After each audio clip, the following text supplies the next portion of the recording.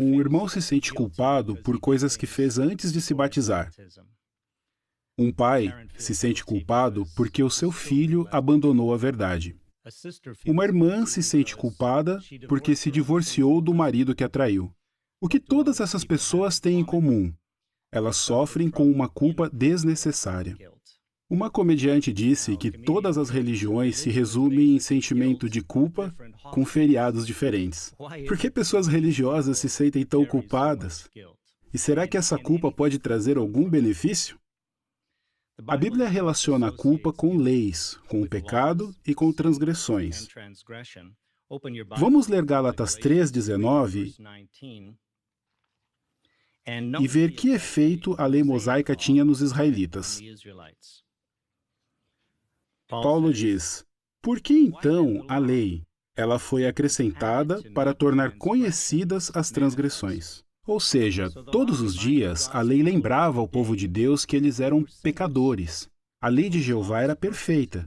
Ninguém conseguia obedecer a ela completamente. Então era inevitável que os israelitas se sentissem culpados. Mas por que Jeová criou uma lei que fazia com que os israelitas se sentissem culpados? Por pelo menos 3 motivos. Primeiro, nós deveríamos nos sentir culpados quando cometemos um erro. Isso nos lembra de que Jeová é o soberano universal e de que os seus padrões são justos. Também mostra que a nossa consciência está funcionando. Segundo, todos nós já passamos pela situação de não chegar ao ponto de fazer algo errado, mas ficar com vontade de fazer. Nessas situações, a culpa nos ajuda. Ela funciona de maneira parecida com a dor física. Sentir uma dor física pode indicar que estamos com algum problema de saúde. Sentir a dor da culpa pode indicar que estamos com algum problema moral ou espiritual. E terceiro, quando a culpa faz uma pessoa confessar o seu erro, tanto o pecador quanto a vítima são beneficiados. Por confessar, a pessoa culpada pode sentir o alívio de ser perdoada. E a vítima se sente bem ao ver que a pessoa que errou a ama a ponto de pedir desculpa. Mas, infelizmente, nós podemos nos sentir culpados mesmo sem ter feito nada. E culpas desnecessárias normalmente causam muita angústia e podem até levar a pessoa a ser muito crítica consigo mesma. Vamos considerar, então, 3 situações em que a culpa desnecessária pode nos paralisar. E vamos ver o que podemos fazer quando isso acontecer. A primeira situação tem a ver com o que podemos chamar de culpa persistente. Essa é a culpa por um erro que você cometeu no passado, se arrependeu e até mesmo já recebeu perdão, mas você não consegue perdoar a si mesmo. Você não consegue deixar esse assunto para trás, e isso começa a roubar sua alegria e suas forças. O que você pode fazer então? Pense no apóstolo Paulo. Algumas vezes ele se sentia triste pelas coisas que tinha feito no passado. Como ele lidou com esses sentimentos? Vamos ver o que ele fez aqui em 1 Coríntios 15, 9 e 10. Nós sabemos que, antes de se batizar, Paulo perseguiu os cristãos. Ele até mesmo apoiou o apedrejamento de Estevão. Como você acha que ele se sentia com isso? Veja o que ele disse no versículo 9. Pois eu sou o menos importante dos apóstolos, e não sou digno de ser chamado apóstolo, porque persegui a congregação de Deus. Se você tem responsabilidades na congregação, assim como Paulo tinha, sentimentos negativos como esse podem ser muito ruins. Satanás quer que você duvide de si mesmo e que tenha dúvidas se Jeová o aprova ou não. E Satanás normalmente faz isso quando você já está sofrendo por causa de seus erros e decepções. Mas Paulo não se deixou vencer por esses sentimentos. Ele não desistiu. Veja o que ele diz no versículo 10. Mas pela bondade merecida de Deus, sou o que sou. E a bondade merecida dele para comigo não foi em vão. Pelo contrário, trabalhei mais do que todos eles, contudo, não fui eu, mas a bondade merecida de Deus que está comigo. Paulo sabia que Jeová o aceitava pelo que ele era. Ele sabia que, por mais que quisesse, não podia mudar o que tinha feito no passado. Ele aceitou a bondade merecida de Deus e permitiu que Jeová o usasse. Assim como Paulo, nós nos arrependemos pelas coisas erradas que fizemos no passado. Já confessamos nossos pecados para quem precisava saber. Então podemos ter certeza que Jeová também vai ter misericórdia conosco. Por quê? Porque Jeová promete que nos perdoa amplamente.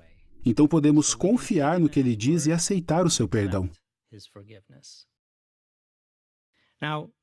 A segunda situação que vamos falar é quando a pessoa sofre com a culpa de compaixão. Essa é uma culpa que sentimos quando achamos que não fizemos tudo o que podíamos para ajudar alguém.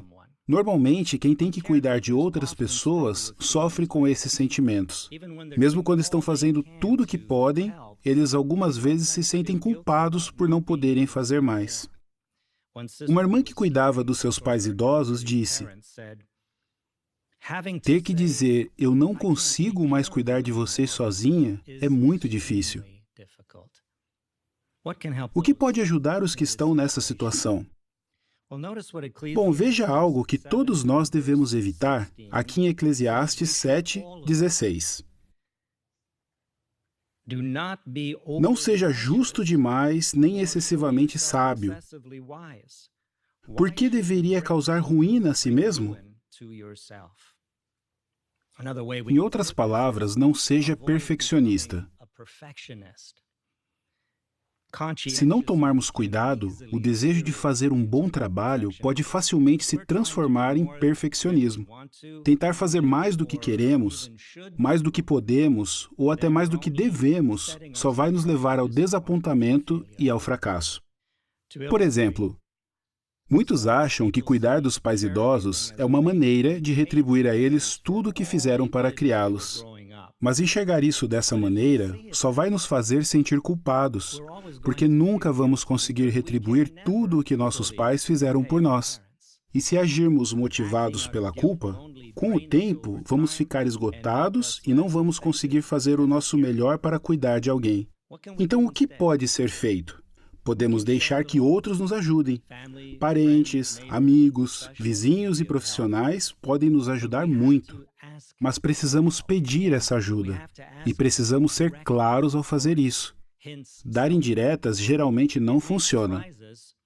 Podemos ficar surpresos ao ver quantos estão dispostos a ajudar quando falamos o que estamos precisando.